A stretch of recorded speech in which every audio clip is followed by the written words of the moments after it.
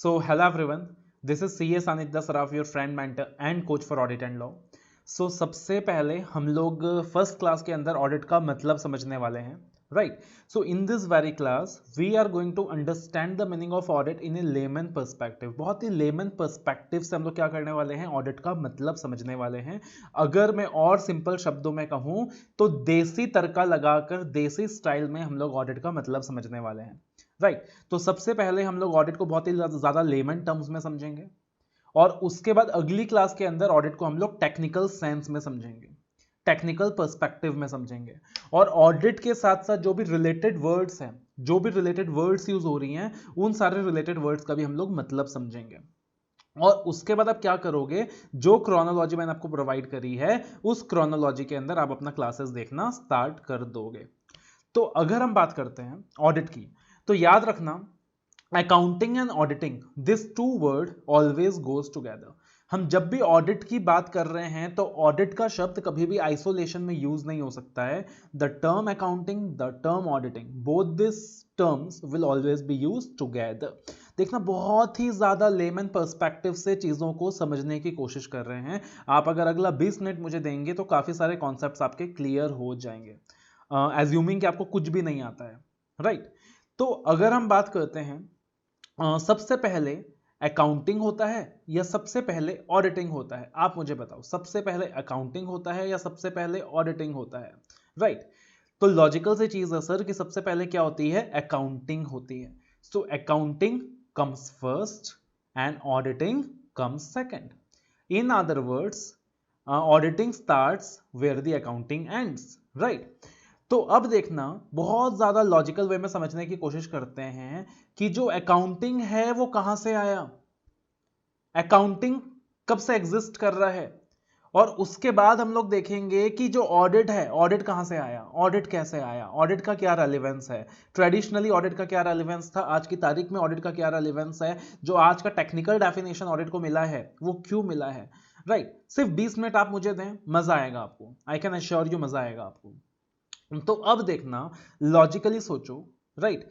ये जो शब्द है अकाउंटिंग, ऑडिटिंग, ये नए शब्द नहीं है. ट्रेडिशनली सदियों से ये जो अकाउंटिंग एंड ऑडिटिंग है ये चलता आ रहा है हमारे देश के अंदर. खाली फर्क क्या है कि पहले इसका कोई लीगल स्ट्रक्चर नहीं हुआ करता था. Without any legal structure this used to operate, right? Accounting की नीड कैसे फील हुई, अकाउंटिंग कैसे आया? जब हम इंटरनल कंट्रोल्स की बात करते हैं तो इंटरनल कंट्रोल्स की नीड कहां से अराइज हुई, ये जो कॉन्सेप्ट्स हैं, इन कॉन्सेप्ट्स ने जन्म कहां से लिया? उसके बाद ऑडिटिंग की नीड क्यों अराइज हुई? उसके बाद हम चार्टर्ड्स को ही क्यों चूज किया गया to do the audit of the company? और हमारे लिए ये जो ऑडिट है ये इतना ज्यादा इंपॉर्टेंट क्यों है, ये सब कुछ हमें डिस्कस करना है. तो देखो, अब लॉजिकली सोचो. हाँ, मान लो लेट अस एक बिजनेसमैन है, एक बिजनेसमैन है, और अभी मैं कब की बात कर रहा हूं, मैं काफी सालों की बात कर रहा हूं. जो अकाउंटिंग है ये श्री राम के जमाने से चला आ रहा है, right? Accounting is not of today. ये जो अकाउंटिंग है राम जी के जमाने से चला आ रहा है, और ये जो ऑडिट है ये भी उस वक्त से चला आ रहा है. पहले अकाउंटिंग पैदा होता है और फिर ऑडिट आता है. तो देखना, मान लीजिए एक बिजनेसमैन है, सपोज एक बिजनेसमैन है मिस्टर पप्पू, एक बिजनेसमैन है मिस्टर पप्पू. 500 साल पहले की बात हो रही है, 600 साल पहले की बात हो रही है. अब मिस्टर पप्पू क्या करता है, बिजनेस करना चालू करता है. वो माल खरीदता है, माल बेचता है, माल खरीदता है, माल बेचता है. लेकिन मिस्टर पप्पू को 2 महीने बाद पता चलता है कि मैं डेली माल परचेज करता हूं, और मजे की बात यह है कि मैं जितना माल परचेज करता हूं उतना बेच भी देता हूं, लेकिन उसके बाद भी मुझे लॉसेस हो रहे हैं. तो पप्पू को समझ नहीं आ रहा इसकी वजह क्या है, what is the need of this, what is the cause of this, right? कि मैं डेली माल खरीदता हूं, डेली माल बेचता हूं, डेली माल खरीदता हूं, डेली माल बेचता हूं, फिर भी मेरे को लॉस क्यों हो रहा है, पप्पू को समझ नहीं आ रहा. तब पप्पू को रियलाइज हुआ कि मुझे क्या करना चाहिए, मैं जो भी चीज परचेज कर रहा हूं मुझे परचेज का प्रॉपर रिकॉर्ड मेंटेन करना चाहिए. मैं जो भी माल बेच रहा हूं मुझे अपने सेल्स का प्रॉपर रिकॉर्ड मेंटेन करना चाहिए. और जो भी मेरे गुड्स बच जाते हैं at the end of the day, यानी कि जो मेरा स्टॉक है, मुझे अपने स्टॉक का भी क्या करना चाहिए, प्रॉपर रिकॉर्ड मेंटेन करना चाहिए. और जो भी मेरा कैश कलेक्शन होता है मुझे उसका भी टोटल रिकॉर्ड मेंटेन करना चाहिए. तो मिस्टर पप्पू ने ये रियलाइजेशन किया कि जो भी परचेज मैं कर रहा हूं, जो भी सेल्स मैं कर रहा हूं, जो भी स्टॉक मेरा बच रहा है, जो भी कैश कलेक्शंस हो रही है, मुझे क्या करना चाहिए, उसका प्रॉपर रिकॉर्ड मेंटेन करना चाहिए। तब जाके मुझे एक्चुअल में पता चलेगा कितना माल खरीदा, कितना माल बेचा। प्लस मिस्टर पप्पू ने रियलाइज करा कि काफी सारे ऐसे खर्चे थे जिसका मैं कैलकुलेशन ही नहीं कर रहा था।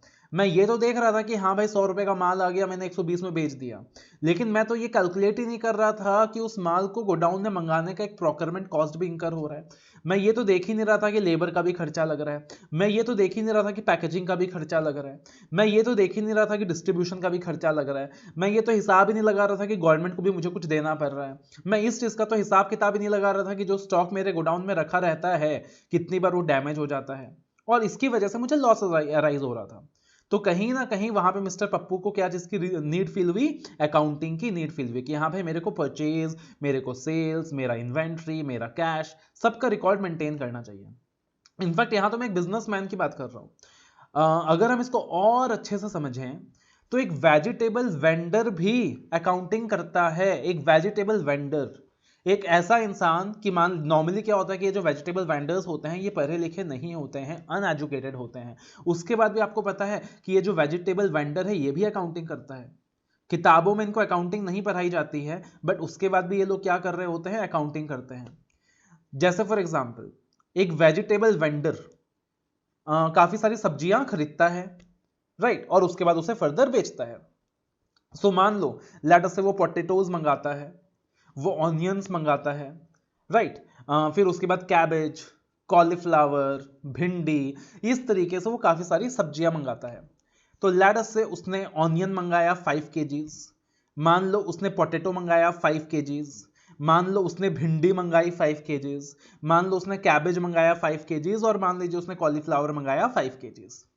अब वो जो वेजिटेबल वेंडर है वो भी क्या करता है पता है, वो वेजिटेबल वेंडर भी प्रॉपर लिस्ट बनाता है। मैंने कितना ऑनियन परचेज करा, मैंने कितना कैबेज परचेज करा, मैंने कितना कॉलीफ्लावर परचेज करा, वो भी प्रॉपर लिस्ट बनाता है। उसके बाद उस वेजिटेबल वेंडर को भी पता है कि मेरे को ऑनियंस के अलग बास्केट में रखने हैं, मेरे को जो पोटैटोज हैं वो पोटैटोज के अलग बास्केट में रखने हैं, मेरे को जो कैबेज है वो कैबेज के अलग बास्केट में रखने हैं, मेरे को जो कॉलीफ्लावर है वो कॉलीफ्लावर के अलग बास्केट में रखने हैं, मेरे को जो भिंडी है मेरे को भिंडी का अलग बास्केट में रखना है, मेरे को उसको सेग्रीगेट करके रखना है। और उसके बाद उसको पता है कि हाँ भाई मेरे को पोटैटोज का मेरा अलग कॉस्ट लगा है, मेरा अलग प्राइस लगा है, ऑनियंस का मेरा अलग प्राइस लगा है। एंड अकॉर्डिंगली वो क्या करता है, हर किसी का अलग अलग प्राइसेस अपने कस्टमर से चार्ज करता है, अपने कस्टमर से चार्ज करता है। That is how he works. अब आज के जमाने में आप जब अकाउंटिंग का डेफिनेशन देखोगे तो अकाउंटिंग का जो डेफिनेशन है वो क्या है, recording, summarising and classifying transactions in a significant manner. क्या है, recording, summarising and classifying transactions in a significant manner in terms of monetary transaction. तो वो जो वेजिटेबल वेंडर है वो भी क्या कर रहा है, लिस्ट बना रहा है, यानी रिकॉर्ड मेंटेन कर रहा है, समराइज कर रहा है। ठीक है, आलू अलग है, प्याज अलग है, भिंडी अलग है, कॉलीफ्लावर अलग है, क्लासिफाई कर रहा है, अलग अलग कर रहा है, समराइज कर रहा है। और वो जो भी ट्रांजैक्शंस है उनको क्या कर रहा है, मॉनेटरी ट्रांजैक्शंस की टर्म्स में नाप रहा है, किसका कितना प्राइस लगा, मेरे को कितना बेचना है। तो वो जो वेजिटेबल वेंडर है वो भी अकाउंटिंग कर रहा है, राइट, वो जो वेजिटेबल वेंडर है वो भी अकाउंटिंग कर रहा है। तो आप कहोगे कि सर ऑडिट की क्लास के अंदर हम अकाउंटिंग का मतलब क्यों डिस्कस कर रहे हैं, अकाउंटिंग का मतलब तो हमें पता है, यस, बट जब तक अकाउंटिंग का जो कॉन्सेप्ट है वो आपको नहीं पता तब तक आप ऑडिट का कॉन्सेप्ट नहीं समझ सकते हो। और मैं यहां पे क्या अज्यूम कर रहा हूं, मैं यहां पे अज्यूम कर रहा हूं कि आपको कुछ नहीं आता है, आई एम अज्यूमिंग दैट। तो अकाउंटिंग वो कॉन्सेप्ट भी ट्रेडिशनली सदियों से चला आ रहा था, right, traditionally it was going on, but books में एज सच उसका कोई लीगल रिकॉग्निशन नहीं था। बट 500-600 साल पहले से, रादर उससे भी पहले से, राम जी के जमाने से, एक वेजिटेबल वेंडर भी क्या कर रहा है, प्रॉपर अकाउंटिंग कर रहा है। सिर्फ ये फर्क है कि अपने बुक्स के अंदर फॉर्मली उसे हम आज पढ़ रहे हैं। अब देखो धीरे धीरे जैसे कहानी आगे बढ़ती गई, पहले क्या था, वो जो बिजनेसमैन था उसको नीड रियलाइज हुआ कि हाँ मेरे को परचेज की अकाउंटिंग करनी है, मेरे को सेल्स की अकाउंटिंग करनी है, मेरे को इन्वेंट्री की अकाउंटिंग करनी है, मेरे को कैश की अकाउंटिंग करनी है। ठीक है, वो खुद ही रिकॉर्ड मेंटेन करता था, वो खुद ही उसको चेक भी कर लिया करता था, बिकॉज इवेंचुअली उसको नीड फील हुआ कि यार ये जो रिकॉर्ड्स में मेंटेन कर रहा हूँ इसको चेक भी तो करना पड़ेगा। मेरा जो इन्वेंट्री मेरे गोडाउन में रखा है वो आके रात को वेरीफाई भी कर लिया करता था। हफ्ते भर में, 10 दिन में, 15 दिन में, 20 दिन में वो एक बार अपना फिजिकल वेरिफिकेशन कर लिया करता था गोडाउन के अंदर, यानी वो ऑडिटर का पार्ट भी खुद ही प्ले कर दिया करता था, राइट वो जाके चेक कर लिया करता था कि भाई जो गोडाउन के अंदर मेरा जितना माल बचना चाहिए, मेरा जितना स्टॉक बचना चाहिए, क्या उतना ही स्टॉक बचा है कि नहीं। अगर कम बचा है तो क्या रीजन है, कहीं वो चोरी तो नहीं हो गया, कहीं कोई गुड डैमेज तो नहीं हो गया। अगर ज्यादा है तो कहीं मैंने कोई एंट्री स्किप तो नहीं कर दी थी परचेज की। तो वो खुद क्या कर रहा है, अपना ऑडिट भी कर रहा है। मतलब मिस्टर पप्पू खुद ही खाता बना रहा है और खुद ही ऑडिट कर रहा है। और क्योंकि मिस्टर पप्पू खुद ही खाता बना रहा है, खुद ही ऑडिट कर रहा है, छोटे स्केल में उसका बिजनेस हो रहा है, तो इन दैट सिचुएशन कोई प्रॉब्लम नहीं आ रहा, बिकॉज अपना काम हर कोई ईमानदारी से करता है। मिस्टर पप्पू एक सॉल प्रोप्राइटर है, एक बिजनेसमैन है। जो भी बिजनेस के अंदर मुनाफा होने वाला है वो उसका मुनाफा है, जो भी बिजनेस के अंदर लॉस होने वाला है वो उसका लॉस है। इसलिए वो ईमानदारी से अकाउंटिंग करता है और ईमानदारी के साथ क्या करता है, ऑडिट करता है। तो उस वक्त अकाउंटिंग या ऑडिटिंग बोलकर कोई कॉन्सेप्ट नहीं था, बट ये चीज तो पहले से ही चला आ रहा है। अगर हम सिंपल भाषा में बात करें तो अकाउंटिंग का मतलब होता है खाते बनाना, और ऑडिटिंग का मतलब होता है खाते चेक करना। अकाउंटिंग का क्या मतलब होता है, खाते बनाना, और ऑडिटिंग का मतलब क्या होता है, खाते चेक करना। So that was what mister Pappu is doing.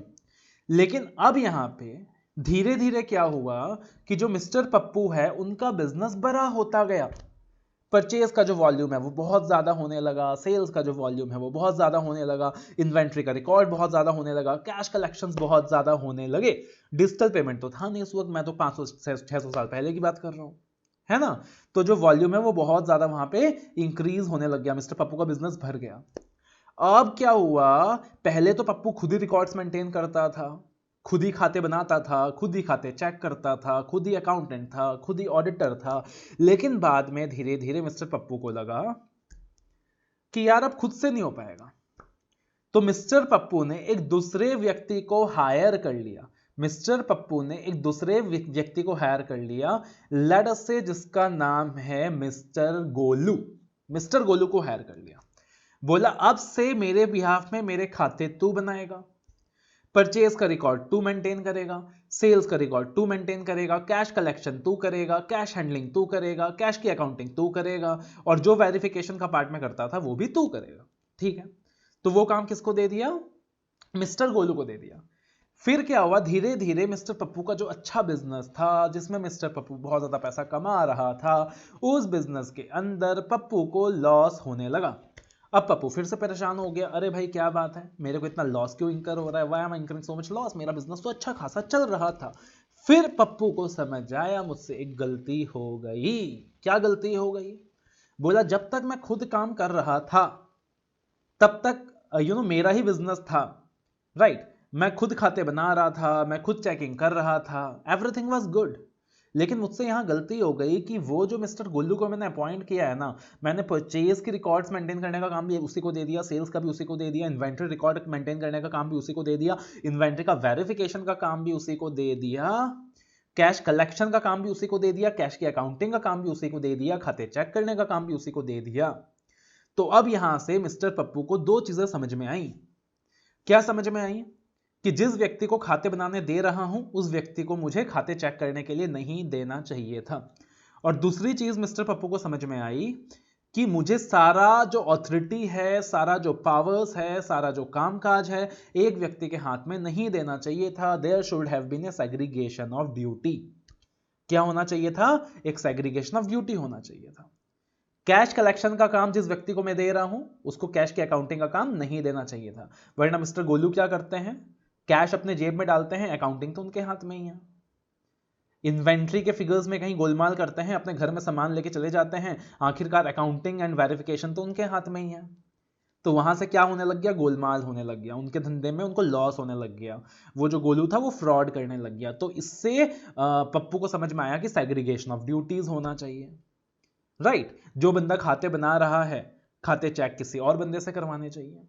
यानी मैं कहना क्या चाह रहा हूं कि धीरे धीरे अकाउंटिंग का सिस्टम इवॉल्व होते गया, धीरे धीरे उसके अंदर कंट्रोल्स की नीड फील होते गई, राइट। तो अकाउंटिंग सिस्टम इवॉल्व हो रहा है, धीरे धीरे कंट्रोल्स की नीड अराइज हो रही है।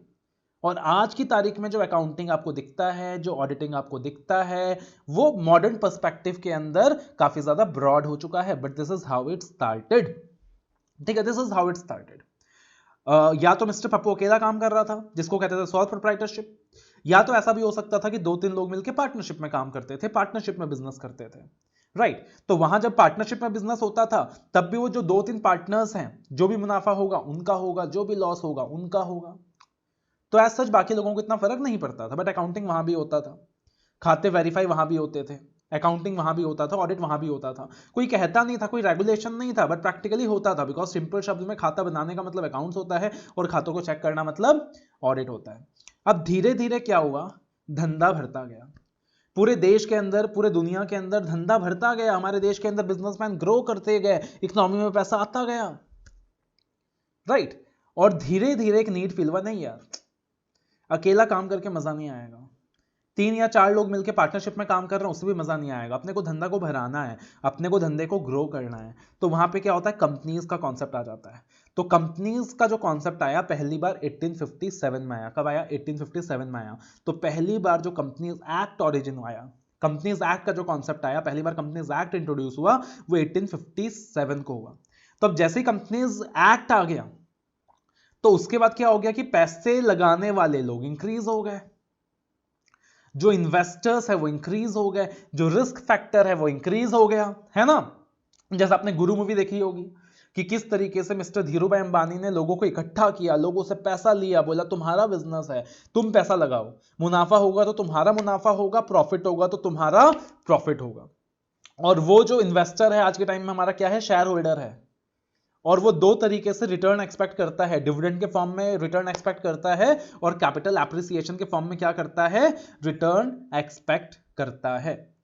तो अब क्या हुआ कि जैसे कंपनी का कॉन्सेप्ट आया वैसे रिस्क भर गया, है ना। बिकॉज अब यहां पे देखो पहले क्या हो रहा था, अगर पप्पू खाते बना रहा था और खाते चेक कर रहा था, वो खुद के लिए कर रहा था, जो मुनाफा था उसका मुनाफा था, जो लॉस था उसका लॉस था।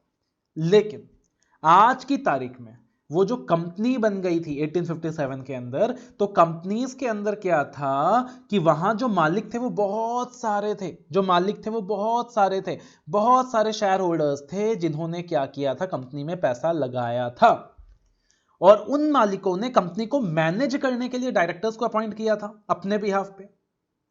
तो अब यहां पे जो डायरेक्टर्स हैं अगर वो घपला करते हैं, अगर वहां खाते बनने में प्रॉब्लम आती है, अगर वो घपला करते हैं, मान लीजिए वो प्रॉफिटेबिलिटी कम कर देते हैं, प्रॉफिट कम दिखाते हैं, तो वहां पे क्या होगा, जितने अलग अलग लोगों ने पैसा लगाया है, जो इन्वेस्टर्स हैं उनको लॉस होगा, राइट, उनको लॉस होगा, गवर्नमेंट को लॉस होगा, गवर्नमेंट को टैक्सेस नहीं मिलेंगे।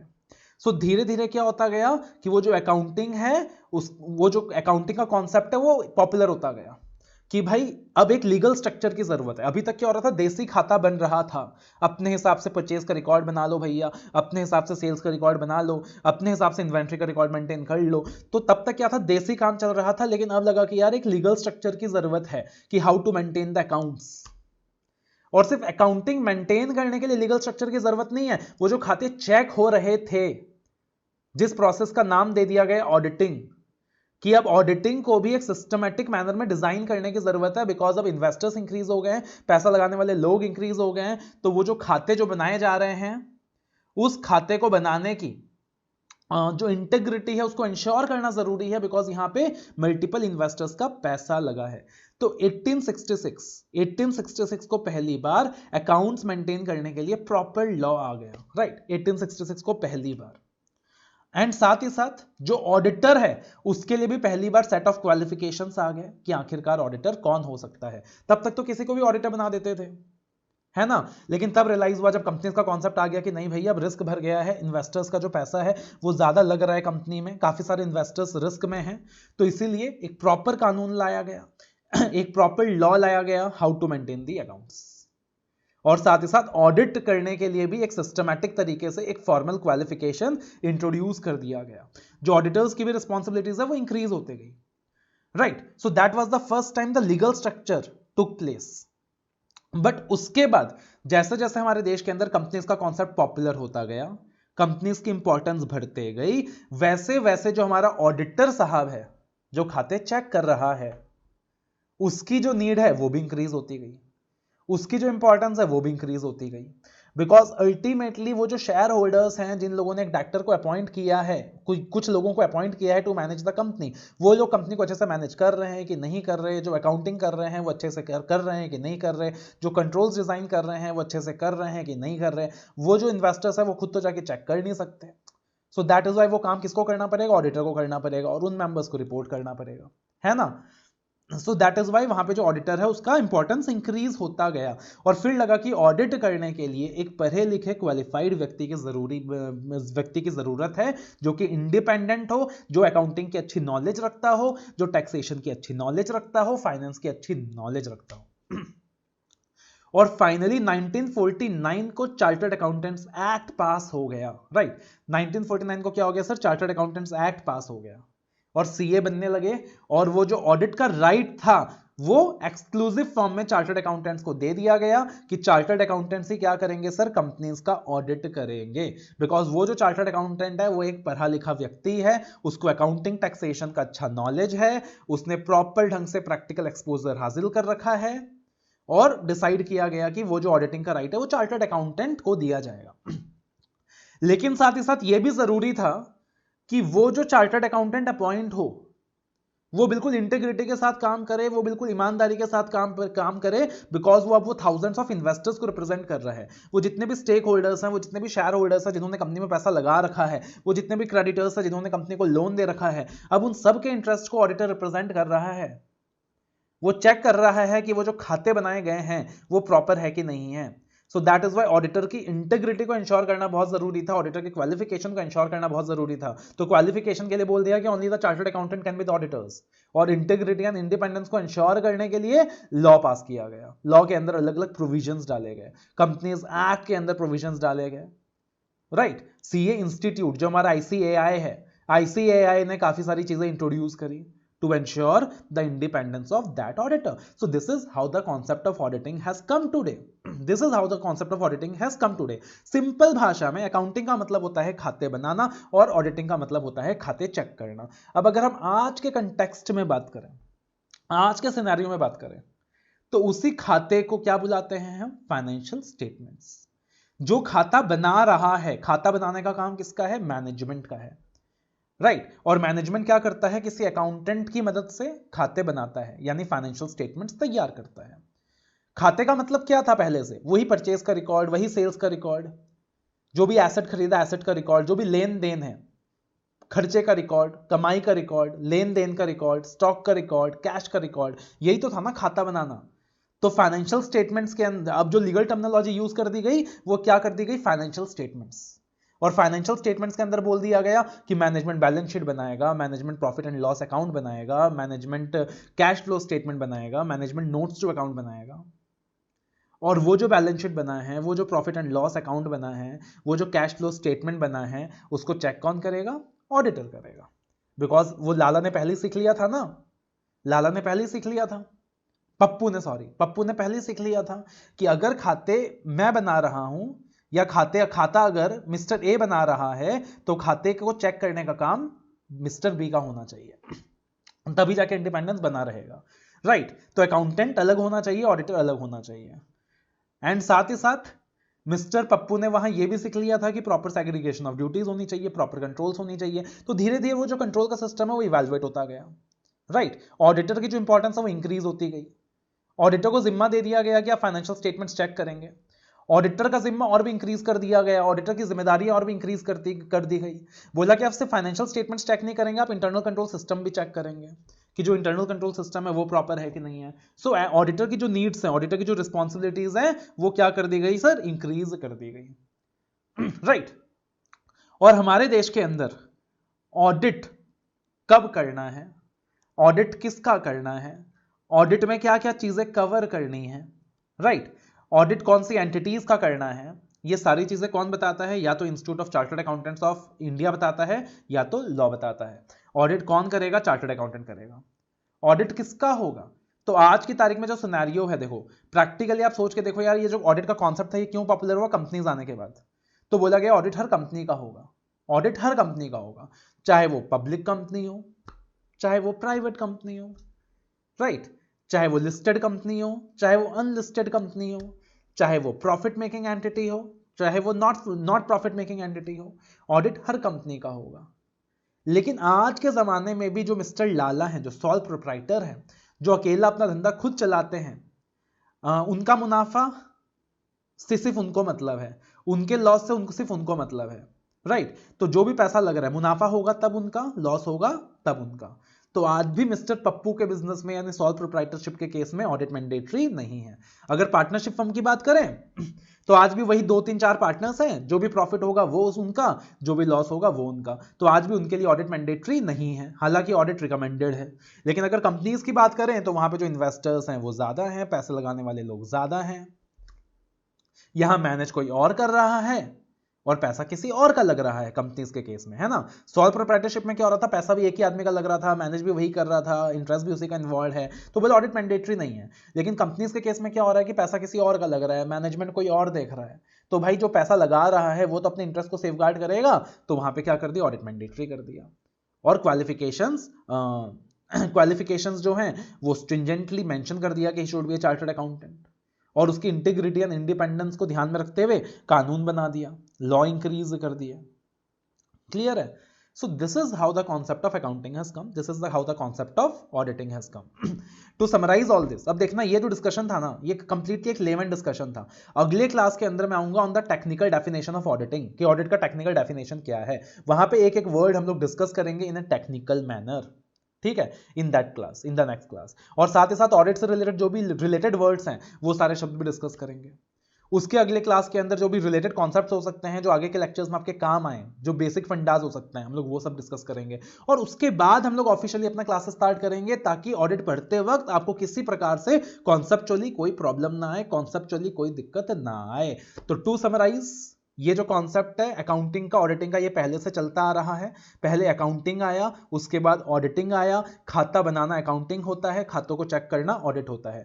पुराना जो खाता हुआ करता था, आज के जमाने में वो फाइनेंशियल स्टेटमेंट्स है, और उन फाइनेंशियल स्टेटमेंट्स को प्रिपेयर करने की जिम्मेदारी मैनेजमेंट की है, कंपनी के मैनेजमेंट की है, राइट। फाइनेंशियल स्टेटमेंट्स के अंदर जैसे बैलेंस शीट हो गया, P&L हो गया, कैश फ्लो स्टेटमेंट हो गया, नोट्स टू अकाउंट्स हो गया, और उन खातों को वेरीफाई करने की जिम्मेदारी ऑडिटर की है, जो कि एक क्वालिफाइड चार्टर्ड अकाउंटेंट है। और ये ऑडिट क्यों इंपॉर्टेंट है, ये ऑडिट क्यों जरूरी है, बिकॉज वो जितने सारे इन्वेस्टर्स हैं, जिन लोगों ने कंपनी में पैसा लगा रखा है, वो चाहते हैं कि हमारे बिहाफ में जब कंपनी कोई और मैनेज कर रहा है तो वो अच्छे से मैनेज करे, वो ईमानदारी से मैनेज करे। हमें कंपनी का ट्रू एंड फेयर पिक्चर पता चले कि कंपनी कितना मुनाफा कमा रही है, कंपनी कितने लॉस में है, कंपनी के कितने एसेट्स हैं, कंपनी के कितने लायबिलिटीज हैं। कंपनी के क्रेडिटर्स चाहते हैं, राइट, कंपनी के क्रेडिटर्स चाहते हैं कि अगर हम किसी कंपनी को लोन दें तो हमें कंपनी का ट्रू एंड फेयर पिक्चर पता हो कि कंपनी कितना कमा रही है, कितना मुनाफा में है, कितना लॉस में है, कंपनी के कितने एसेट्स हैं, कंपनी के कितने लायबिलिटीज हैं। हमें सही इंफॉर्मेशन पता हो, हमें प्रॉपर इंफॉर्मेशन पता हो। गवर्नमेंट चाहती है कि भाई अगर कोई कंपनी हमारे रिसोर्सेज को यूज करके, हमारे लैंड को यूज करके प्रॉफिटेबिलिटी कमा रही है